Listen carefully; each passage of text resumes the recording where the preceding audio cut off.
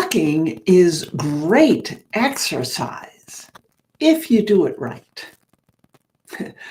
I'm Tony, the founder of East West Healing Space, where we help you de-stress, sleep well, and age gracefully. And one of the ways you can de-stress and get better sleep and age gracefully is by going for regular walks. But if you're doing a few mistakes, which most of us make, okay, then you're not getting the best bang for your buck or your time, all right? So I want to go over those mistakes with you today. And it's interesting because they're subtle little tweaks, but they can make a huge difference in how you feel and how your body reacts to your walks. So the first one we're going to look at is your neck. Now, most of us spend a lot of time in front of this computer, all right? It's the way we live these days. We've got a computer or your cell phone, okay, or a tablet. I don't know that many people that spend a lot of time in front of a tablet, but we spend a lot of time in front of our machines. And what does that mean? If you're in front of a computer, you're like this. You're typing away, you're looking at the screen, you're looking down, you're looking, okay? These are the things, this is the position you're in. Then you get up and you go for a walk. And your head is still way out in front of the rest of your body because it's the way you've been working for the last who knows how many hours. So the first thing you have to do is tuck your chin, because when your head is out here, you're asking these neck muscles to hold up a head that weighs 20 to 25 pounds. That's asking a lot, and you're going to wind up with neck pain. And also, if your head is out here, it means your body is automatically going to stick your butt out here. It has to for counterweight. You're going to wind up with low back and neck pain. So, first thing you do is when you stand up from the computer before you go for a walk, tuck your chin in. Okay, much better approach to walking. Next, let's take a look at the other end, your feet. Now, I happen to be flat-footed, so take a look at the soles of your shoes. In my case, it's the outside of the heel that wears down first. And I see this in a lot of people's shoes. When I had my clinical practice and people would get on my table, they would usually take their shoes off. And I would look at those shoes while they were on the table.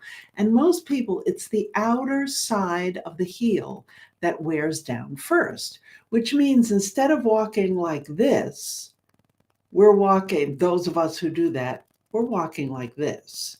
So we strike with the outside of the heel and we roll forward.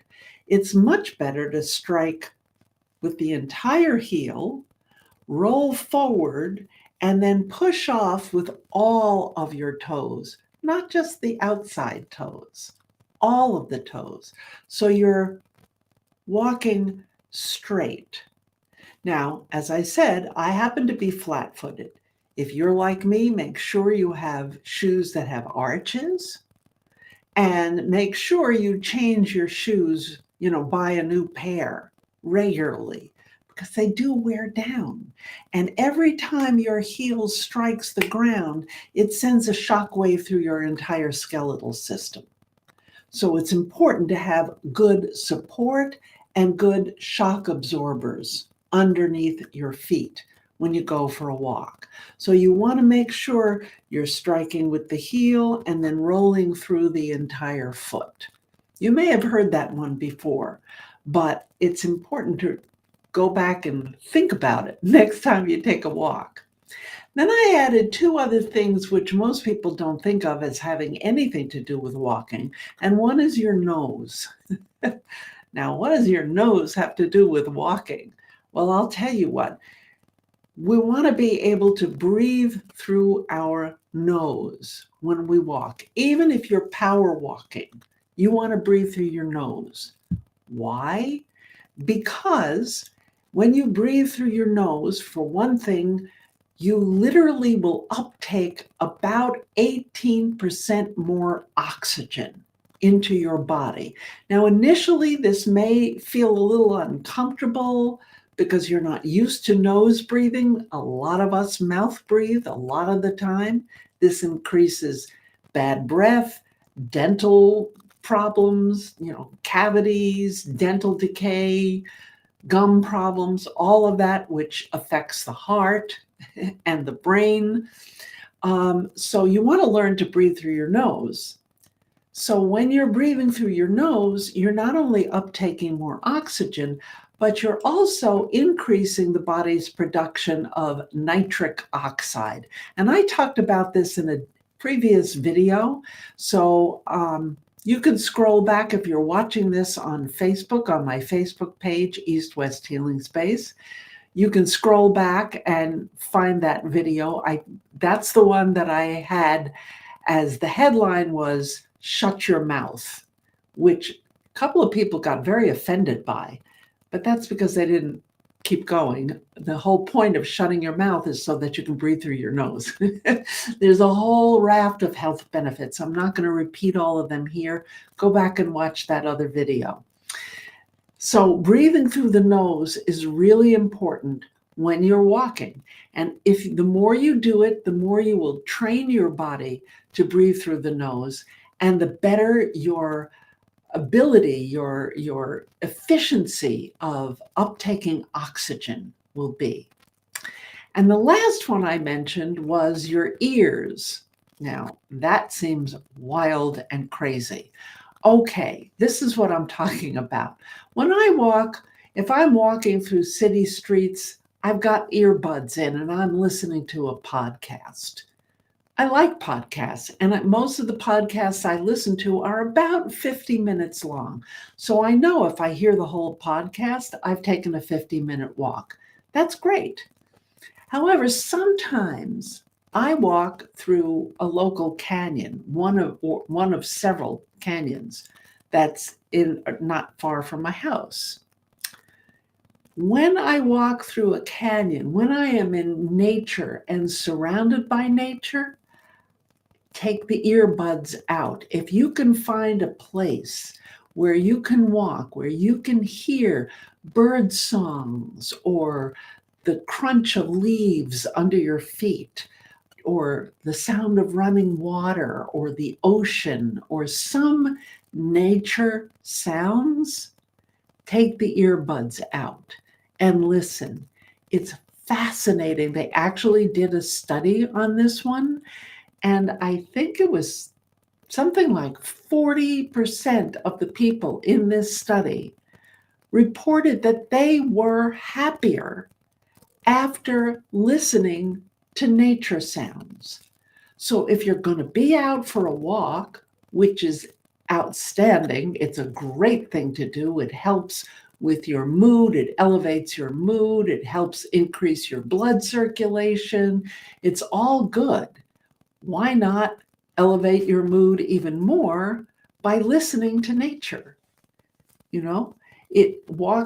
Getting a good, strong walk in, the studies show it's as good as Prozac.